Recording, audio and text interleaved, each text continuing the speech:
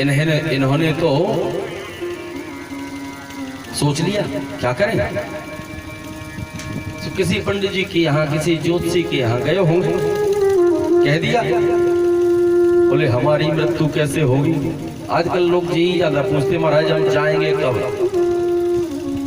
अब तो ऐसा समय बता दो कि हम बस या पृथ्वी से छुटकारा मिल जाए। बोलो राधे राधे। कहते तो सब हैं, लेकिन जाने को जब तैयार होते हैं तो महाराज हाथ पैर फूलने लगते हैं। अब हुआ क्या कि जैसे ही पंडित जी के पास, ज्योतिषी के पास दिखाने के लिए गया और देख करके कि महाराज हमारी मौत कैसे होगी, मौत का कारण क्या होगा। तो इन ज्योतिषी जी ने कह दिया, देखो तुम्हारी मौत का एक ही कारण है, क्या कि जो कृष्ण का बेटा होगा, रुक्मिणी के जो गर्भ से जन्म लेगा, उसी के हाथों से तुम्हारी मौत होगी। इसने सुना, अच्छा क्यों ना,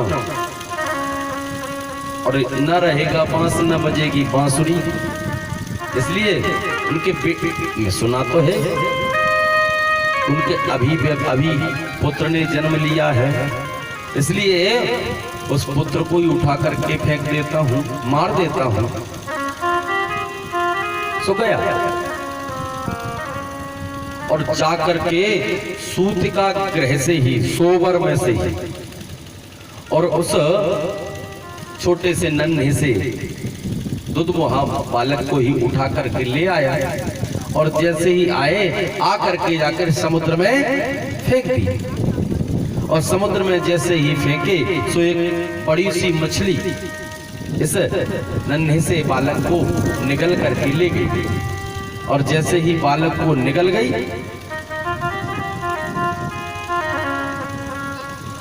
तो इसने मन में सोचा, अब तो मेरा कोई मुझे मारने वाला है ही नहीं, मैं तो अमर हो गया बस। ठीक है, सो बड़े आनंद के साथ रहने लगा। लेकिन इसी के यहाँ एक रसोईया का काम करने वाली विद्यामती रहती है। रति है, बोलो राधे राधे। समय जैसे ही आया, एक दिन भगवान की कृपा जैसी भई, तो भगवान की कृपा ऐसी भई कि एक कोई मछुआरा आया। सो जैसे ही मछुआरे ने क्या किया, तो मछलियां पकड़ करके ले आया। आज एक जिसे ही इसके जाल में बड़ी सी मछली फंस गई। सो मछली को लेकर के सोचा कि राजा के यहाँ प्रदान कर दूं। सो महाराज के यहाँ पहुंच गया। महाराज ये मछली आपको मैं प्रदान करता हूँ। इन्होंने रसोईया में दे दी। जाकर के इसका चाक किया, विद्यामती को तो मालूम था। और जैसे ही चाक किया सो इसमें से नन्हा सा बालक जैसे ही निकला, सो इन्होंने अपने हृदय से लगा लिया। और जैसे ही हृदय से लगाया